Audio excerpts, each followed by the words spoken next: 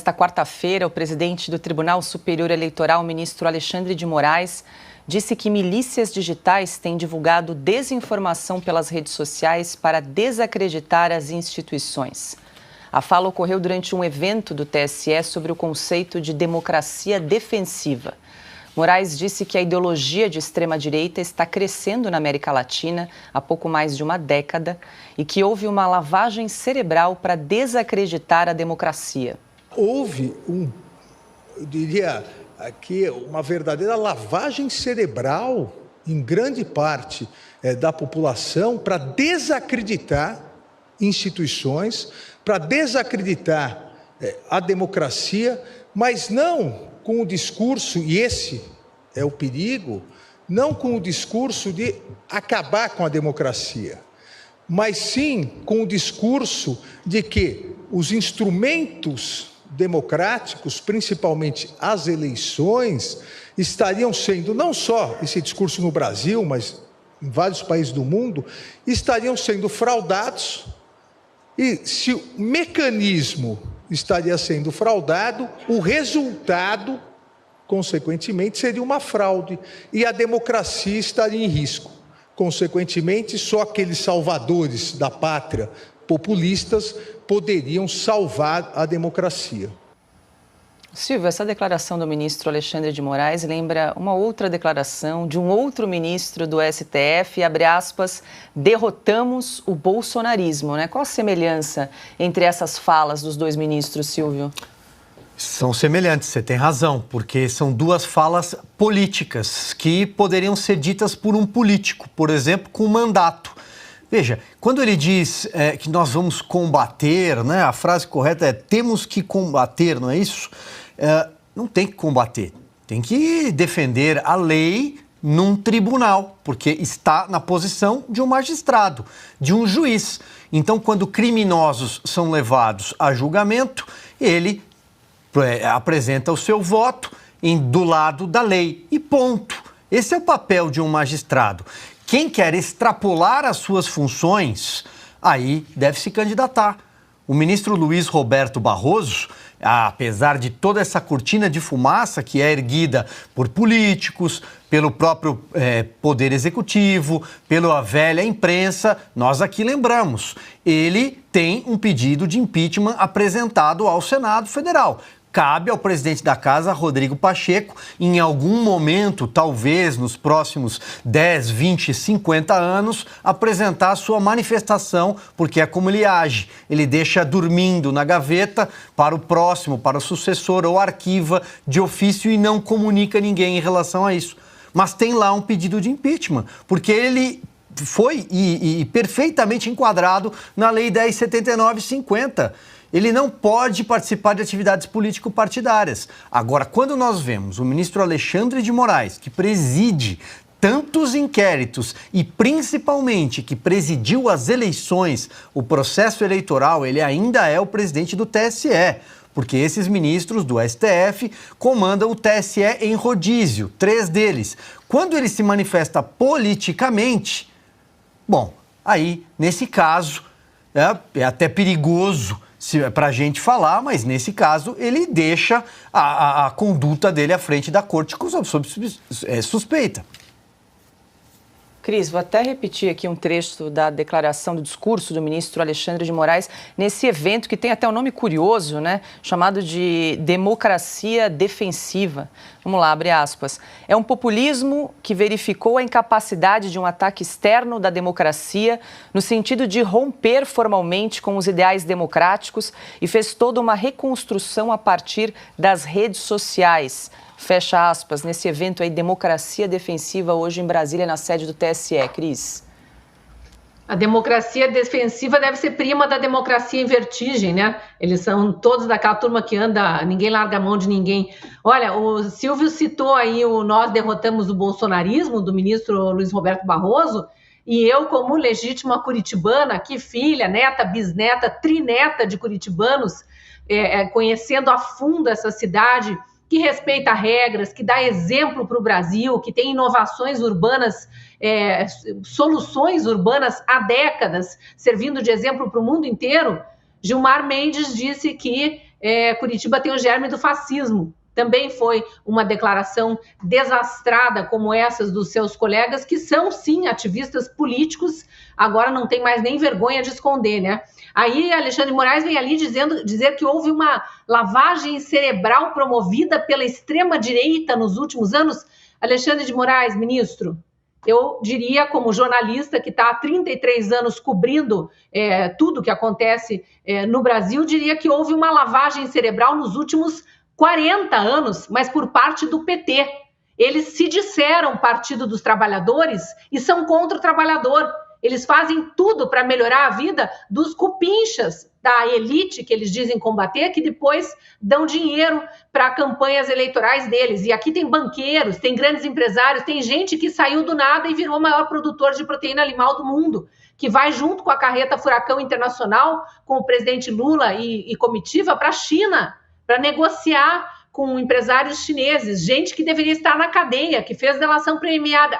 Esqueci que vocês anulam as delações premiadas, né? Esqueci que, nesse caso, vocês ouvem a PGR e acham que tem que respeitar o pedido da PGR. Esqueci que a PGR, cada hora, deixa o vento bater para um lado, conforme o governo de ocasião. É muito estranho ele vir acusar a sociedade brasileira de querer destruir a democracia, porque é uma sociedade de extrema-direita, né? Esses extremistas de direita.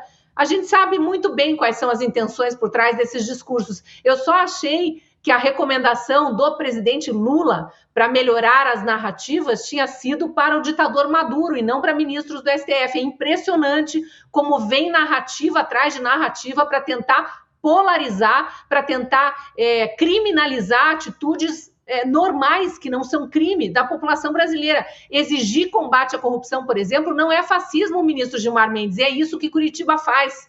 Por isso que Curitiba tem o germe da democracia, como bem disse Deltan Dallagnol, quando o senhor deu essa declaração desastrada. Nós derrotamos o bolsonarismo, ministros do STF, não deveria jamais ser dito, porque a corte máxima do judiciário deveria simplesmente guardar a Constituição.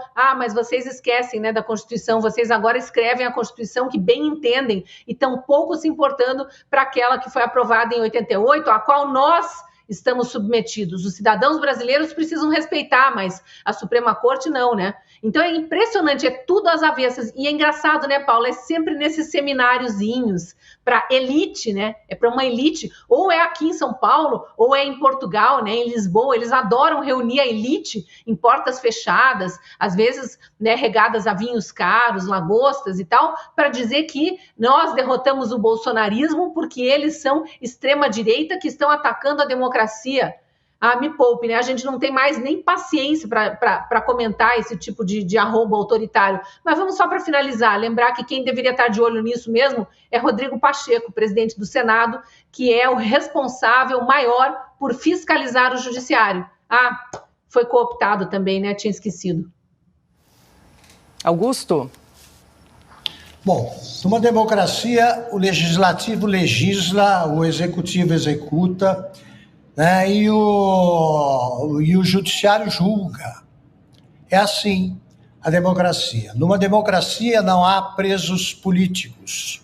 Numa democracia é respeitado o sistema acusatório, que pressupõe a abertura de inquéritos pelo Ministério Público e nunca por um ministro do Supremo Tribunal Federal, que só pode fazer isso em ocasiões excepcionais, quando, por exemplo, o crime acontece, ou o possível crime aconteceu nas dependências do Supremo. Todos os inquéritos, portanto, abertos de 4 anos para cá pelo ministro Moraes, são ilegais. São ilegais porque ferem a Constituição. O que fere a Constituição é antidemocrático. E os antidemocratas são os outros. Eu acho que caso clínico a gente pode ver por outro ângulo. Lavagem cerebral sofre alguém que, de repente, começa a dizer o contrário do que sempre defendeu nos livros e nas aulas, como professor de direito constitucional. Eu posso rebater a tudo o que disse o ministro Alexandre de Moraes, citando o constitucionalista Alexandre de Moraes, sobre qualquer aspecto. Aliás, eu reitero o convite para que o ministro fale sobre esses assuntos aqui, neste programa. Será recebido com toda a curiosidade e toda a civilidade com que se deve tratar do convívio dos contrários, dos que pensam diferente, de uma democracia, tratar das ideias. Então eu quero que me expliquem por que o Lula deixou de ser agora populista, não é mais? Ele é o quê? Ladrão? Sabemos que é, faz tempo. Mas isso pode ficar para depois. Ele não é populista, ele é uma ideia que, portanto, não morre, como acha o próprio Lula. Acha não, ele diz, quem acredita são os sabujos de sempre. O problema é a extrema-direita. Portanto, o Brasil não tem a direita democrática. O Brasil só tem extremistas de direita e não tem nenhum da extrema esquerda. Ninguém. Se tem, não é problema. Porque o Alexandre de Moraes até agora não prendeu nenhum. Nenhum. E mais, eu quero saber por que a democracia, onde está realmente enraizada, né, dispensa adjetivos que são muletas de substantivos capengas, e por que no Brasil tem sempre que vir acompanhado de um deles? Democracia, mas ela não é incondicional. Calma, mais ou menos. Democracia, ela é uma democracia. Qual foi a expressão que ele é uma democracia exposta a milícias digitais. É uma democracia que precisa ser defendida pelo Tribunal Superior Eleitoral. É uma democracia que precisa de regras estabelecidas à margem da Constituição pelo Supremo ou pelo seu puxadinho, que é o TSE. É sempre assim. É a democracia condicionada aos interesses de quem está no poder.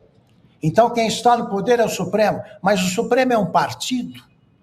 Não há mais a igualdade entre os poderes.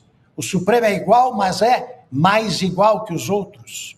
Quem promoveu esse debate e a propósito do quê? A propósito do quê? Tudo no Brasil agora vem acompanhado de um adjetivo que restringe. Tá? Liberdade com responsabilidade, vem acompanhada da ressalva. Né? A democracia relativa, algo relativiza. Essa conversa é conversa fiada. Democracia, liberdade, Estado de Direito, expressões como essas dispensam qualquer tipo de condicionamento imposto por quem não recebeu delegação da população brasileira para isso. Ministro não é eleito pelo voto popular, portanto, não representa o povo brasileiro. Por consequência, não pode modificar a Constituição, que foi votada e aprovada por representantes do povo. Os magistrados do Supremo e do TSE não são representantes do povo.